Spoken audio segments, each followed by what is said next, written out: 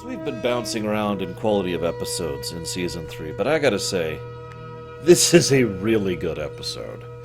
This is probably my favorite episode so far in Season 3. Not my favorite one, at least by memory. We haven't gotten to the other one yet. But between the excellent performances by Nana Visitor and Renee Bergenois, and Aaron Eisenberg just nails his side of things, this is some great stuff. This is also some great continuity in both the reverse section and in the forward section. Unlike some other things, which I've been kind of making fun of as I go through Season 3, Nog joining Starfleet, that's actually canon, that's actually going to matter, and it's actually going to change his character arc, and that's awesome. Let's talk about the Odo side of things first. So, obviously, spoiler alert, spoiler.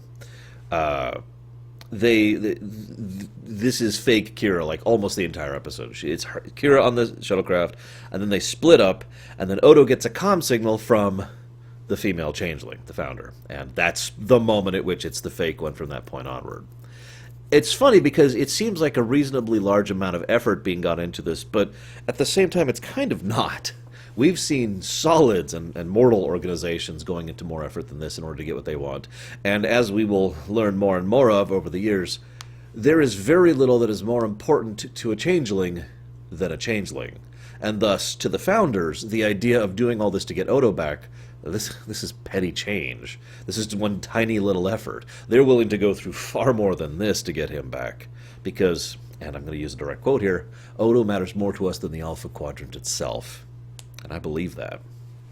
Regardless, this is a very important step in the development of the Dominion, because this is actually the first time we see the sheer extent to which the changelings can infiltrate.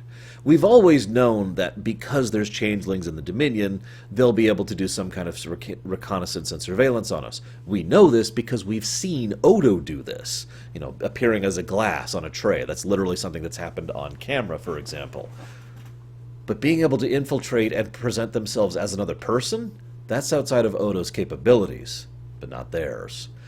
And as an addendum, having seen this, we also kind of see just how much, and again, I know this has already been emphasized, but it's re-emphasized, how in-depth the level of intel that the Dominion has at their disposal in order to do this. This founder, the female changeling, she was very, very, very well briefed for this scenario and had tons of information about Kira and about Odo and about the station in order to be able to very convincingly portray Kira. If anything, probably her biggest mistake was that she took too long for the dilemma to go. She allowed hours to pass, which allows more incidents to pass, which allowed for more possibilities that Odo would put things together. Because there were a few times where this just felt like a little bit too convenient. Now, quick aside, I do really like this episode, but that rock prop, or I should say those rock props, are stupid. Now, apparently everyone hated the rock props. Kira, Nana Visitor, hated them because claustrophobia issues and being stuck inside a giant styrofoam thing is not going to help with that. The writers, the creators, the cinematography people, the director, all looked at that like, it just looks like a piece of painted styrofoam, because it does. Like, I know budget issues are a thing, and I know reality is a thing, but that just looks dumb. And it's always one of the biggest things that when I first saw this episode, which again, was my second time watching Deep Space Nine, I looked at this like, really? Okay, that's gotta be fake. And I don't just mean in the obvious sense that it's fake. I mean, in universe, there's gotta be something else going on here. That's just ridiculous. What is this, a Horta egg or something? I don't know. Anywho. So, the director goes way out of their way to lock down everything. No sensors, no communications, no capacity for beaming, which makes sense if there's no sensors. I mean, how do you beam without sensors, right? And it arranges this whole situation relatively perfectly. I do have to admit, they did a good job of the setup here. Here's an isolated, dangerous, hostile area, and we're going to set up equipment here well in advance to make sure that nobody's going to be able to do anything about this. And then all we have to do is wait. Wait for Odo to be out and about with Kira. I would be willing to bet, knowing what we know about the Founders and the Dominion, that the reason Odo and Kira were specifically the ones who went to this colony in order to make sure everything was okay, was because they were both specifically requested to go, or even assigned to go, by a founder, or by a founder manipulating something. I would almost guarantee that, just to make sure they got the two of them separate by themselves. In fact, everything about this plan fits except for one point, and as ever, I would love to hear your guys' thoughts on this. Why didn't she kill Kira? Now, we know why she didn't kill Kira. It's because Nana Visitor wasn't leaving the show, and they don't want to kill a major character in such a relatively minor way.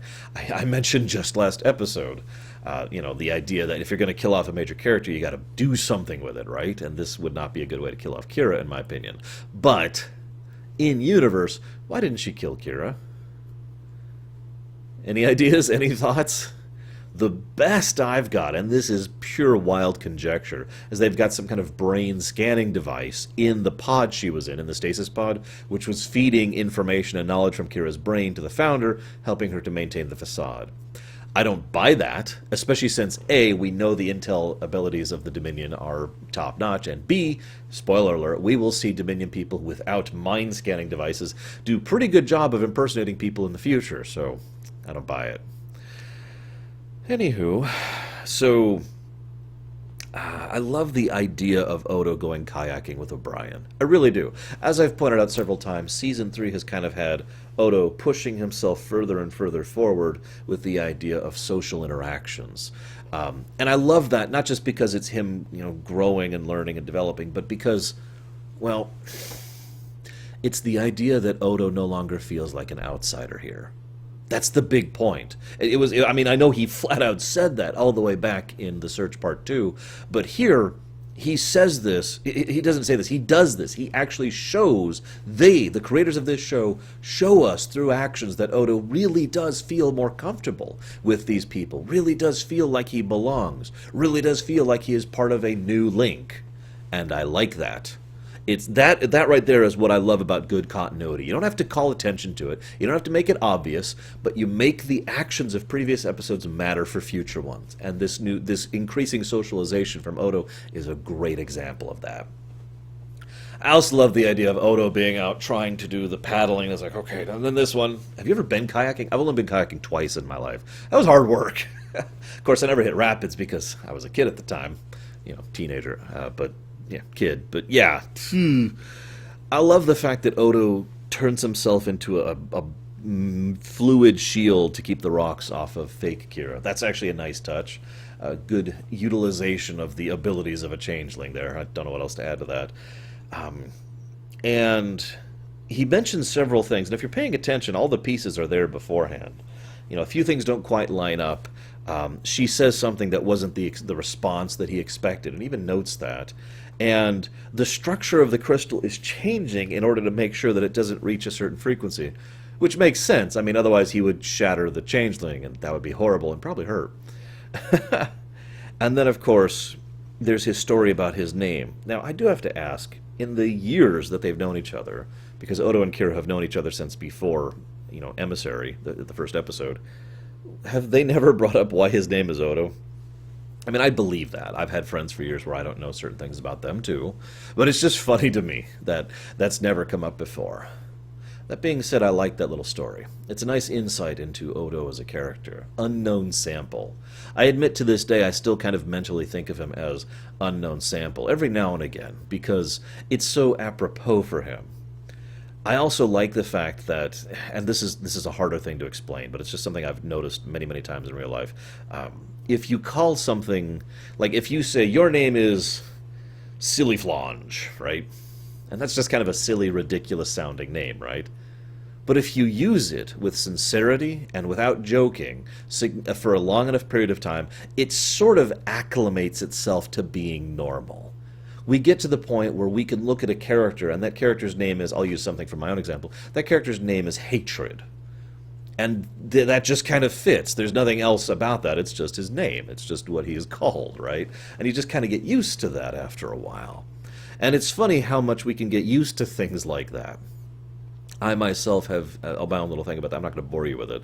But I mention that because in Odo's case, it becomes clear that the name Odo, even though its literal meaning is unknown, nevertheless kind of became something that had more meaning to it by virtue of its usage over time.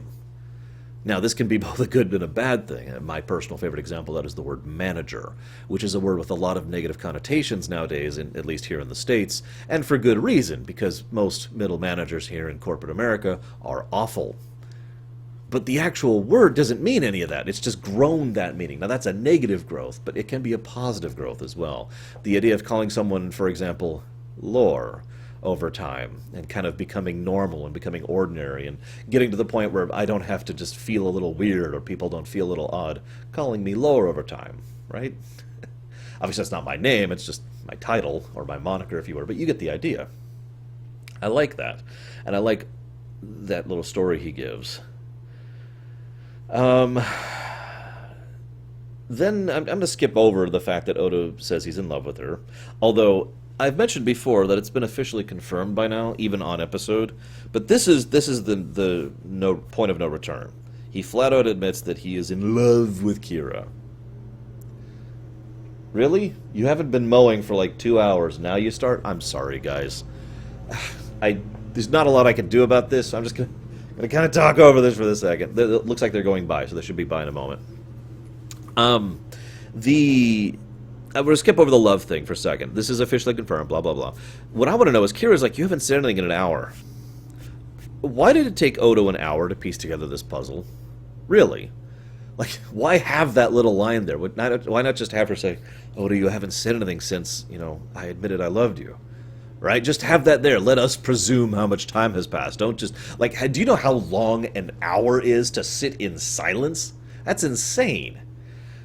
Anyways. And then the changelings show, and this is something I've already referenced, that they really just do not understand how other people tend to think or feel.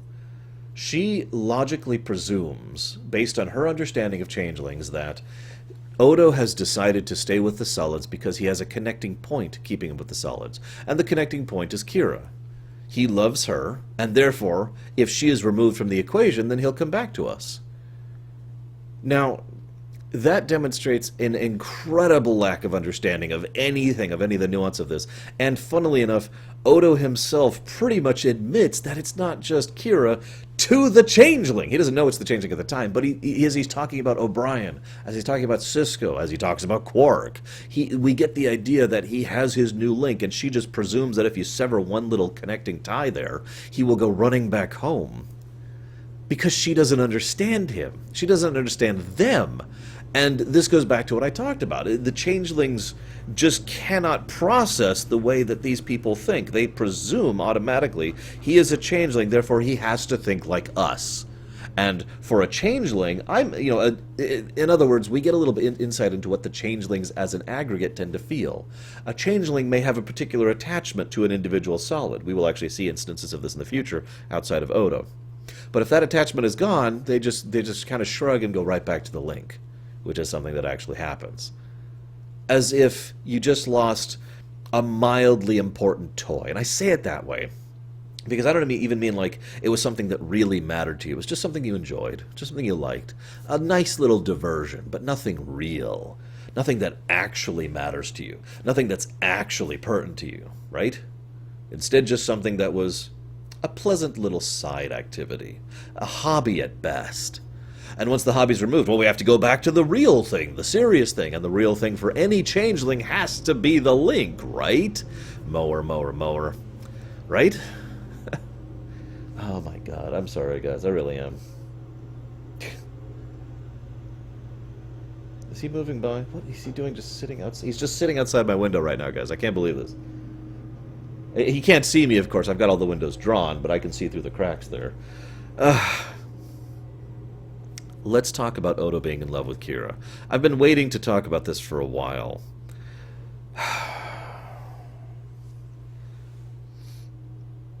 Why does Odo love Kira?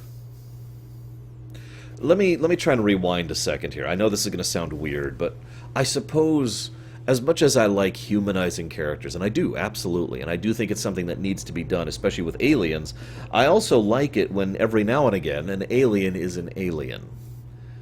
Odo is one of the most alien creatures we've actually encountered on a regular basis in Star Trek. Like, there are things that challenge the level of alienness that Odo is compared to, humans.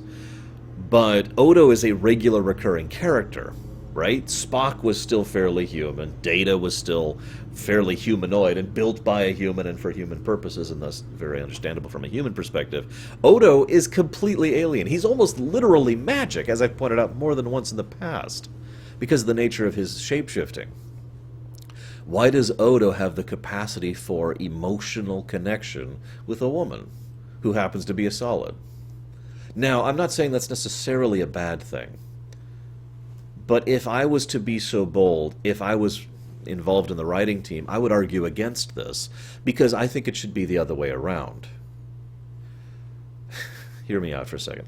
Actually, if I'm being completely blunt, I would not have put Odo and Kira together at all. I don't think the two work together in a romantic relationship, and that's my opinion. It's also worth noting that both Rene Aubergenois and Nana Visitor have both said multiple times that they weren't in favor of the relationship either, so whatever.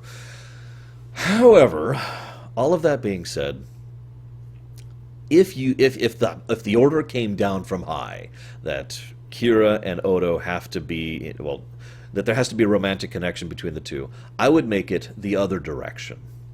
Because, to me, I like the idea that Odo, in his own particular way, does value and respect and care about Kira. And remember, he's becoming more and more socially inclined lately. And I hate to kind of segue a little bit with this, but we know the founders are actually very social creatures. They're actually incredibly social creatures. It's just the other beings that they socialize with are themselves. And we'll get more into that topic later. But, a changeling without other changelings is kind of a hell for them, right? And to an extent, we saw that with Odo. In fact, one could argue that Odo was in that state until the show started. And when more people started to accept him and embrace him and bring him into their wings, so to speak, and he started having social interactions with people who respected and trusted him. And thus we get this new social dynamic with Odo, and he finally has the social interactions he wanted. So, I like that, but I would like the idea better that Odo doesn't quite understand romance, at least not in the same way that other beings do. Kira, of course, thinks of romance basically like we do, right? I mean, we've already seen her and Bareil. Now, I'll admit that's kind of an issue here, is the fact that she's already been with Bareil, and there's someone else later that she'll get up with too. I'm just going to mention that right now. I admit that that's a flaw in this overall setup. If I'm being honest, I probably would have never shacked her up with Bareil to begin with, but that's off topic. The point being, I like the idea more that there is some latent attraction, maybe some kind of subconscious thing, right? Like, Kira obviously would love Bareil, but would still find herself drawn to Odo. And it's kind of understandable why. I believe I talked about this, but I'm not 100% sure. Back when I talked about Lwaxana, falling in lust with Odo, it made a degree of sense. Because there's actually a lot about Odo to be desirable. He is very intelligent, very perceptive. He is considerate.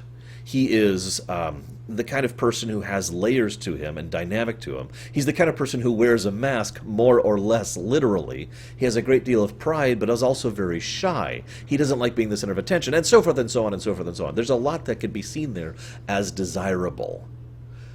But I think Odo himself shouldn't reciprocate that at first, because the whole idea then is that Odo is basically just being written as another person. This is my biggest problem with the Odo falling in love with Kira thing that's been a developing thing throughout all of Season 3. Where does it come from? That's what I don't really understand. Where does this relate, this amorous sensation, where does this feeling of desire or love or affection or intimacy or whatever it actually is, where does it develop from? Now, I'm not saying Kira isn't a catch either, because she sure as hell is. Major and attractive and intelligent and very... I'd say dominant, but actually the word I want to use here is very aggressive, while at the same time having a soft side. I mean, she's a very interesting character, and I could see why lots of people would have romantic feelings towards her. So that's not exactly out of bounds, but what I mean is, they never give us where it comes from. It never develops naturally. It never flows from anything. If I might be so bold, and forgive me for bringing this up for like the 50th time, but one of the things I liked so much about the Tom and B'Elanna relationship over on Voyager is that they took their time and slowly built it up. They showed both characters slowly getting closer to each other. Slowly, emphasis. Becoming more friends, becoming more comfortable with each other, having more respect for each other, having more close encounters, and then just kind of getting inching and inching until it finally got to the point where both of them realized they were romantically interested in each other, and then actually going somewhere with that, and continuing the relationship after that. I loved that arc. I'm not even a shipper. I'm not even interested in romance in my fiction. I still love that arc because of how natural and how smooth it was, and frankly, both actors really sold it. By contrast, Odo is just interested in Kira. It just comes out of nowhere, and it's never really explained, and Kira obviously shows no interest in return. Now, obviously, that's part of the point, the tragic love interest. And you know what? I'm okay with that angle, but you still have to explain why it developed on Odo's side, and they never do. Now, I've heard some people, including Sci-Fi Debris, talk about the idea that Odo should have been portrayed as even more alien here, that he literally doesn't understand the concept of love at all. That, I want a close relationship. Well, we already have that, just like I have with, Bob and Bobina over there, right? I'm not sure I would go that far with it personally, because I do still think that there are, let's call it, standards of sentience, especially within a setting like Star Trek, where most of sentient and sapient life came from a single source. But I do still like the idea of making him more alien rather than just the guy who loves someone who will never get that someone because that someone doesn't love me. Unrequited love, right? I mean, I could quote Babylon 5 here, but you get my point. As ever, interested in your guys' thoughts. I just feel this whole thing was subpar and substandard. And I love this episode, and I love both characters. I just... This love interest thing never really kind of worked for me. In the other half of the episode, which I actually think is the better part of the episode, which is funny because it gets far less screen time, Nog tries to join Starfleet. Now, one of the things I like about that is Sisko has had a recurring subplot in a small handful of episodes since all the way back in episode 1, all the way up to here, where he has slowly gotten more and more accepting of the Ferengi in general and Nog in specific. And a lot of that is due in strong part thanks to Jake. I mentioned how weird it was having the B-plot, I think it was last week? Yeah, it was last week in Life Support, with Nog and Jake kind of reconciling.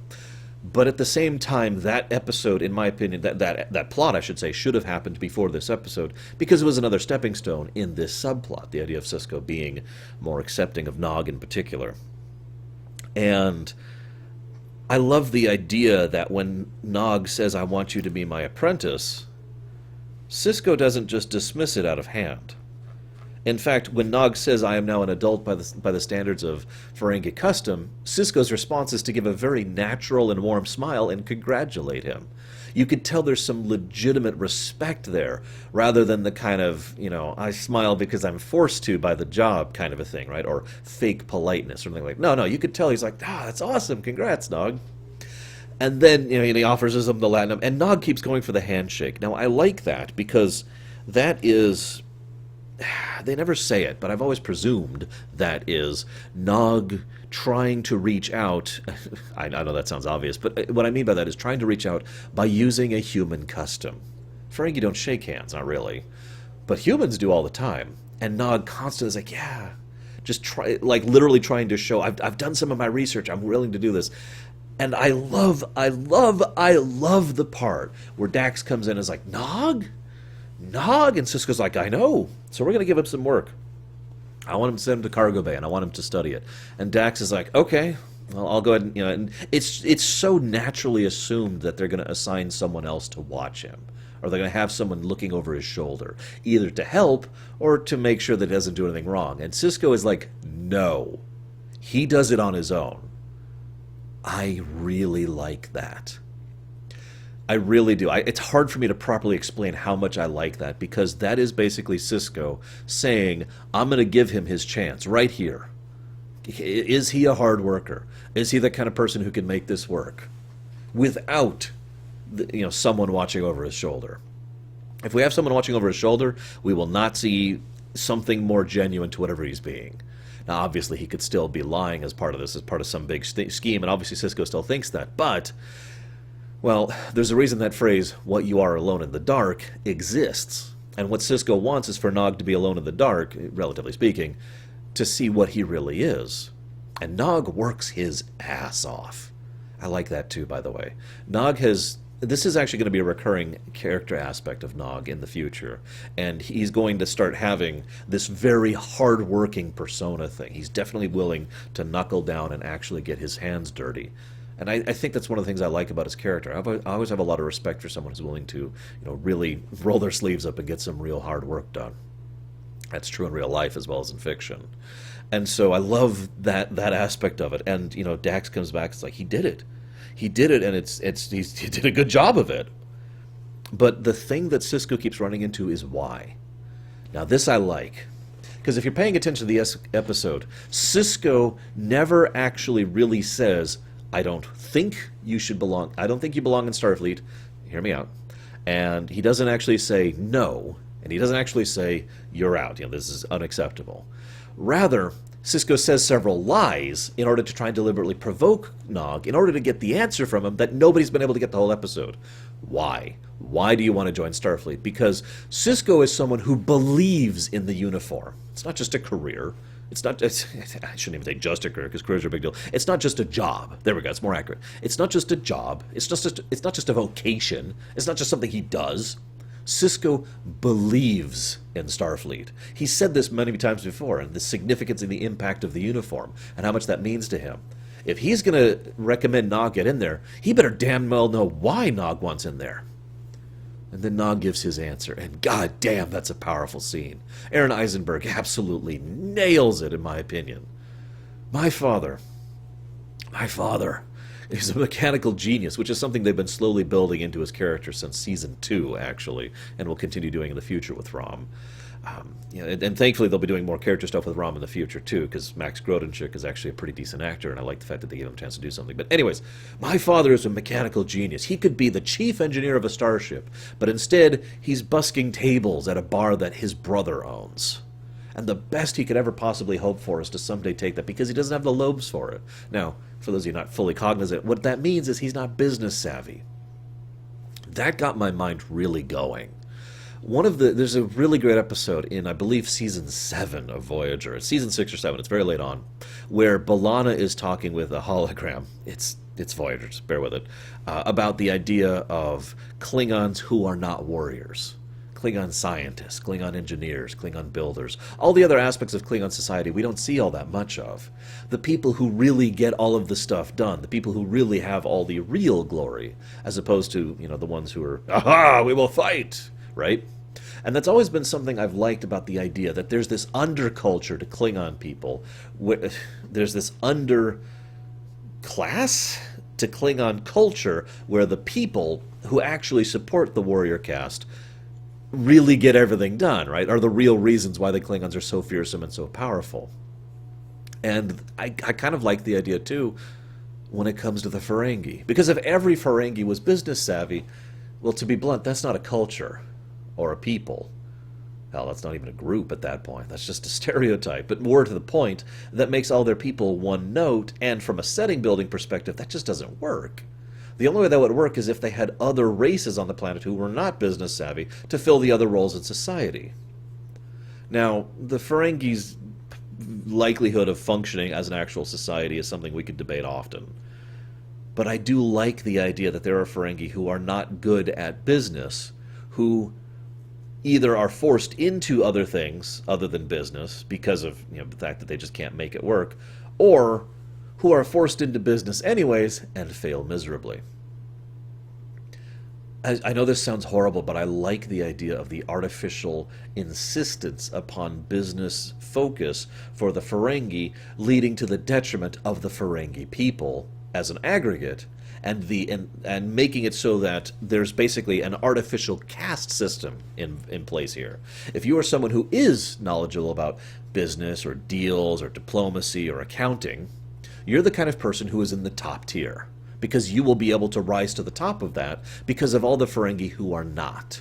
And This is just my own headcanon, but I've always liked the idea that there's actually a relatively small percent of Ferengi who are actually good at business. I do have some small evidence of that, but it's admittedly not really good evidence. How many Ferengi do we see across all of Star Trek who are actually good at business? Grand Nagus, right, Zek, he definitely qualifies. He is legitimately smart and legitimately plays off things. Quark probably qualifies too, even though he's kind of low tier. You could argue Gala. How many others? Right? And notice all of these are from Deep Space Nine so far. Now, we could debate this. I'll admit that. I just like the idea that there's this push-down mechanic in Ferengi society to keep the rest of the Ferengi under the control of the ones who are actually good at business by this built-in idea that business is the only vocation worth getting into. I also personally like the idea that Nog is not the first Ferengi to try and break from this, that try to break from tradition.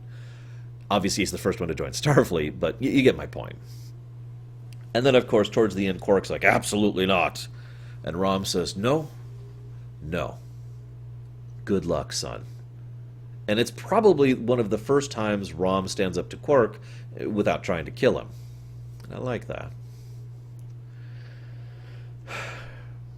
A really quick aside here. I like the idea of one of the crew members is actually budding, and thus will be giving birth to 2 children in the future, and thus they want to redo that. It's just a nice little side conversation. It's something Deep Space Nine does wonderfully, is tiny little snippets of the world going on outside of the main plot. I love those little slices of life. Anyways, I very much enjoyed this episode. I hope you've enjoyed my thoughts on it. I'll see you guys next time. Oh, and sorry about the lawnmowers.